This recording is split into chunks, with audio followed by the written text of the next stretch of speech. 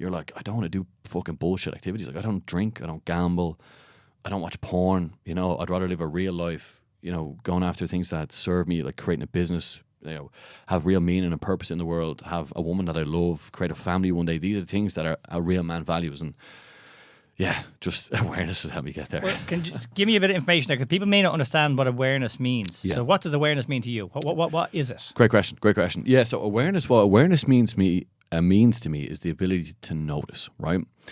And a good analogy to almost view awareness the way to view awareness would be, I believe a lot of people in the world are asleep at the wheel. So they're living unconsciously almost. And you can imagine awareness is like a flashlight that shines its beam towards you, and you go from like your subconscious mind into your conscious mind. Now you're behind the wheel, you're in control of the car, your two hands are on the steering wheel, and your lens, you're viewing out the window, and that's life in front of you, and you're navigating life the way you want to go, but you're also aware that you're doing it. You're not sleepwalking through life. And I find that's what awareness is your ability to notice. And when you don't have that, you're just sleepwalking. You're caught in routine. And there's a famous quote I remember reading before that Joe Dispenza said in his book Supernatural. And a lot of people, by the time they get to age 35, are living a life unconscious, and they're basically repeating the same habits over and over again, and they'll never change. They're locked in for life. And that's what kind of having a closed mind is all about, is that you're repeating the same habits over and over again. You're not allowing any new information in because you're lacking awareness. Awareness is really the key of life, I believe.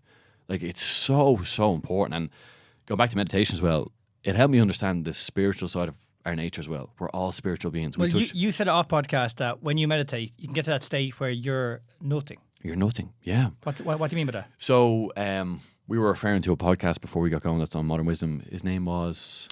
Joe something or other. 23 Ways to Be Kinder. I can't think of his name right now. 23 Ways to Be Kinder to Yourself. But he said something... Sorry, Joe Hudson. Joe Hudson. Lovely.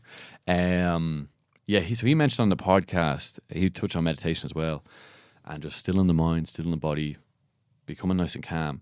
And what happens in that moment is there's nothing in front of you. You're just... The mind's gone quiet, the body is nice and still, and there's no ego involved there. Like the ego kind of dissipates because there's now nothing. There literally is nothing. Like, there's nothing there. And then I do believe when you kind of get past that sense of the ego, there's this connection that then you have with yourself, because you start going inwards. There's no more, I'm trying to be this, I'm trying to be that. You're not playing a role. There's no facade anymore. It's like, this is just me. I'm just here by myself. Reveal what's inside. Speak your truth, live your truth. And that's what meditation and that practice has helped me do. Yeah, I love that, because a lot of people reach out to me, and they like that idea of being on autopilot, especially at my age, right? So like, I'm 38. When you're in your 30s, 40s, and 50s, and responsibility and the kids and there's things to be done, you kind of feel like you can't stop, you know, or you can't create that space.